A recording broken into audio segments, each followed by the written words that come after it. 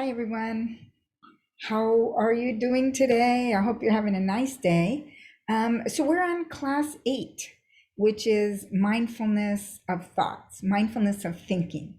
So, up until this point, what we've been doing is noticing where our attention is, right? And a lot of the times it's on our thought, we're thinking, right? We're noticing that we're stressed out about a math test, or that we're worried about something in future, or maybe we're just planning the weekend or remembering something fun we did, right?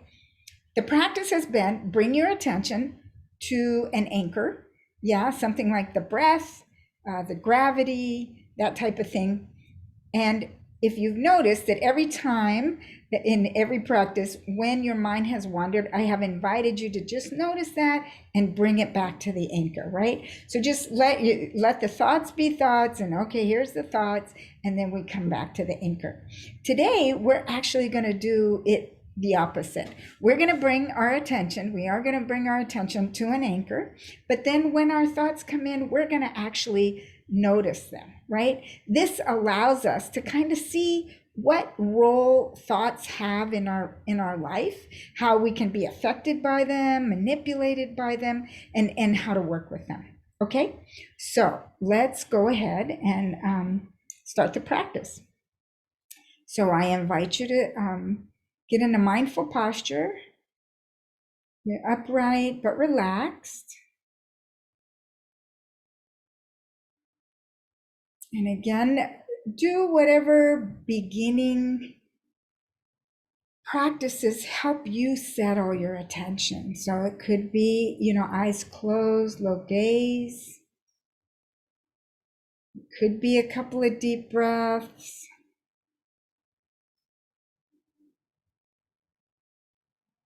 As we settle our attention, we're bringing it inward toward our body.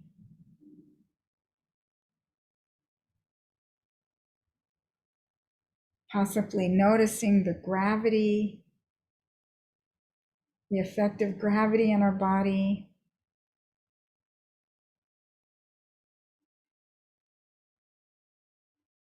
Letting our body and our attention sink into that gravity.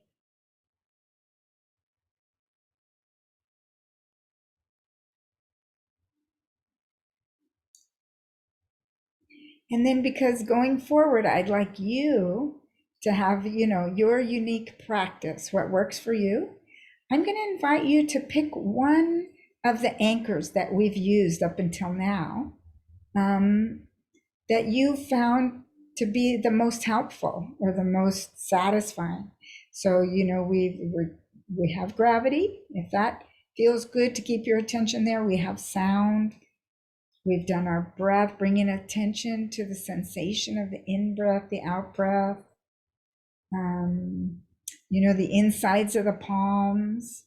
So if you asked, where does your attention sort of want to land right now in order to settle? And we'll let that be your anchor.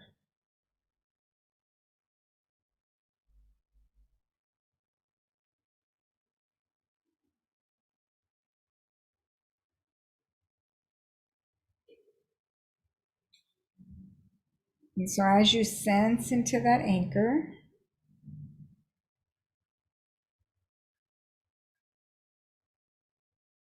notice how it feels.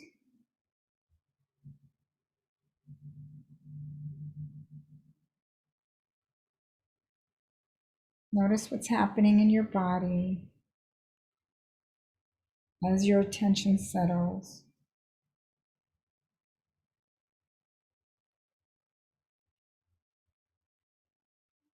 And if it's not completely settling or even settling a bit, just notice that. Yeah, it's hard to settle right now.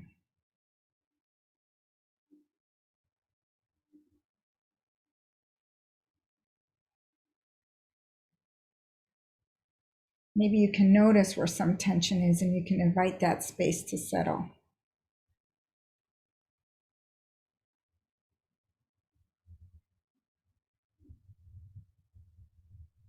Okay, so we're hoping to keep our attention lightly here on our anchor.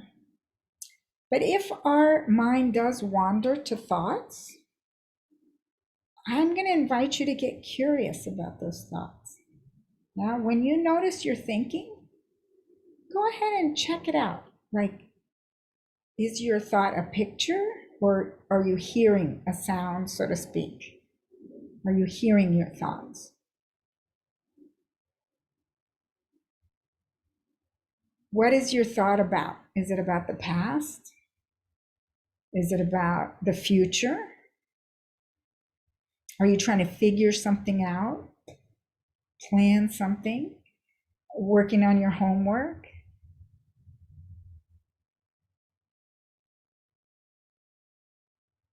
Just allowing yourself to be really curious about the thought. You can even label it. So maybe it's worry, or it's planning, or it's memory, or it's calculating, or it's guessing, or it's doubt. Yeah, what kind of thought are you having?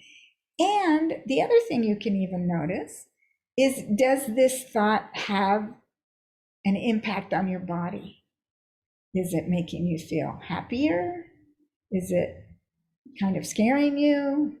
Is it making you a little more anxious? Is it neutral?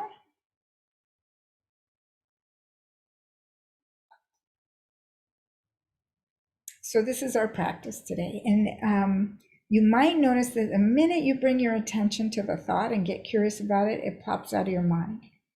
Okay, so then just come back to your anchor until the next thought comes. If it doesn't quickly pop out of your mind, again, take a few moments to be curious about it. And when you've learned all you needed to know, then gently bring your attention back to your anchor of breath or gravity or whichever one you chose. Okay, so let's do that for a minute. Attention on the anchor. If it moves to thought, we get curious about thought, notice what we can, and then gently come back to our anchor. So I'll give you a few minutes for that practice.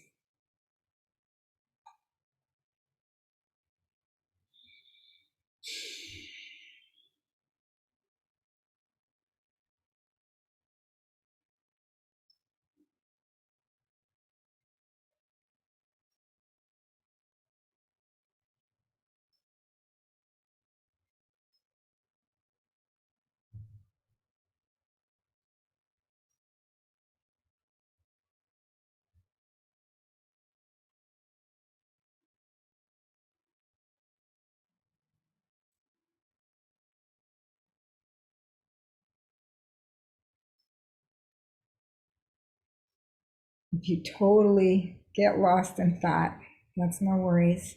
You can stop yourself and notice what you were thinking, or you can come back to the anchor and just start again. Settle your attention a little bit on your anchor, and when your mind wanders, then investigate your thought.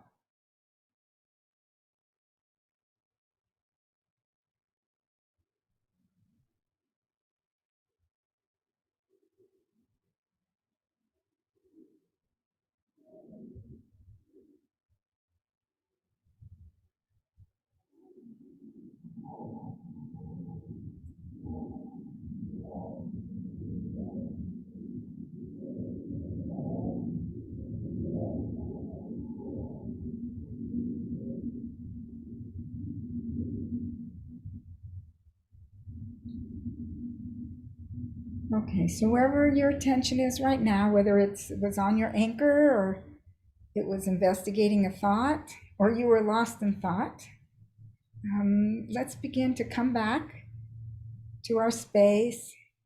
So bringing attention back to the body, maybe wiggling the toes, moving the body a little bit, moving your neck, your head, and opening your eyes.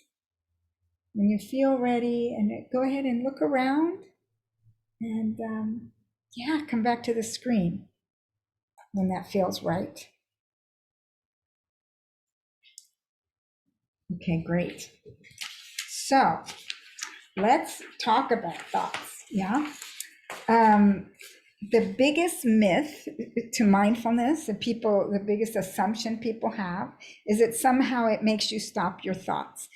But that's not doable. It can't happen, right? The mind thinks. It would be like me asking you to stop hearing or stop seeing or something like that. We can't stop our thoughts. So the issue is not that we're supposed to try to stop our thoughts. The issue is, what's our relationship to these thoughts? What's the purpose of thoughts? What are they doing? How do they work in our mind? And what effect do they have on us? And how can we work with them? Because when we understand them, it's easier to work with them because they're powerful. Thoughts are powerful. Okay, so let's share the screen and we'll talk about thoughts a little bit, get some information about thoughts.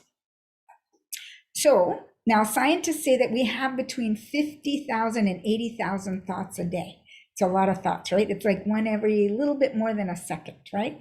95% of them are repetitive. So we're thinking pretty much the same thing over and over. And then 70 to 80% are negative. So there's that negativity bias that I'm always talking about, right? I mean, our brain's using 2/3 to look for negative stuff. So we're probably in the negative realm most of the time. A thought is just really a neural process. Basically, there's an input and stimulus from our senses, like maybe instructor says there's a math test tomorrow, or someone gives us a dirty look, or something that we forget to pay our bills, or somebody smiles at us, right? And then the neurons just form a thought, right? So, oh, I'm in trouble, or yay, this person likes me, or whatever, right? And then thoughts come in pictures and words. You might have noticed that in our practice, right? And it's all different. Could be both, could be half. I hear a lot of words. That's my thing. I hear my thoughts mostly. I do have some pictures. And then there's many types of thoughts, and this is just a small sampling of the words. But like if you're in the past, they're usually in the past, the future, or we're calculating something. Like right now, when they're kind of right now, we're calculating something, right? So if they're in the past, we're remembering, regret, those type of things. If they're in the future, we're planning, we're speculating, we're worrying. If we're calculating, we might be judging, figuring something out, doing our homework, that type of thing, Okay. So here's our challenge. If we have 50,000 thoughts, 50,000 to 80,000 a day, and they're 70 to 80% negative, we're having between 35,000 and 64,000 negative thoughts happening. That's a lot of thoughts. That's like one every 2 or 3 seconds, a lot of negative thoughts. So they're happening constantly, our thoughts. They're powerful because they affect our brain chemistry and our physiology and therefore our moods. So if you think like, oh man, it's going to rain tomorrow, it's going to be wet, it's going to be a horrible day, we feel horrible, right? And the opposite is true, right? If we think, man, this is going to be great, I'm going to do this and that, right? And everything's going to be fun, we feel better, right? So thoughts really affect our moods. I want you to know that. Now, your thoughts, each one of our thoughts, is based on our own perceptions, imaginations, and assumptions. Because when that neural blast to create a thought comes up, it's based on all our personal histories, right? It's based on what we know, how we think, how we were raised, all that kind of stuff. What that means is that these thoughts are not necessarily facts. They're based on our own personal perceptions, right? So now that doesn't mean that sometimes they're not true, but it does mean that they're colored with all of our biases and perceptions and imaginations and that type of thing. And it's tricky because they're happening so much all the time. We don't even know we're thinking. We think it's true. If we say, yeah, tomorrow's going to be a bad day, I just know we believe that, right? We believe our thought, even though it's only an assumption based on some input we had, right? So we tend to believe these thoughts, and then we make these critical decisions in our life based on them, about people, about what we're going to do with our life, all that kind of stuff. And in that sense, we're being constantly manipulated by our thoughts. So what can we do? It's kind of a problem. We got all these thoughts. Most of them are negative. They're based on our perceptions. Man, how do we walk around every day, right? Well, can we stop our thoughts? We've already discussed that. Can't stop the thoughts. Can we change our thoughts? So actually, yeah, we can change some thoughts. But if you've ever really tried to change a thought or a belief, you realize it takes a long time, because you have to change your perception around the whole thing, and you have to get some proof, and you have to have some experiences, and then over time your thoughts change, right? So you can change them, but I mean, we're having at least 35,000 a day. How long will it take to change all those, right? So what we can do is, with mindfulness, we can be aware that we're thinking. We can notice, like we did in the practice, oh, I'm having thoughts. Let me check out those thoughts. So they're past, future, present. I'm trying to plan something. What happens is, when you watch them like a movie, then you realize that it's a story and you don't have to believe them. When you're not attached to the thought, then you don't have to feel the feeling that the thought brings up. So let me give you an example. So I'm old enough to have seen the original Jurassic Park in the movie theaters, yeah? And it was very scary. I mean, the theater was shaking every time the dinosaur walked, and it was great. And I was really scared in the movie, right? I was like, my heart, if you took my blood pressure and all that, it would have been high, respiration high. The thing was that even though I was scared, I knew I was watching a movie. I knew on some level that if I go outside, there are no dinosaurs.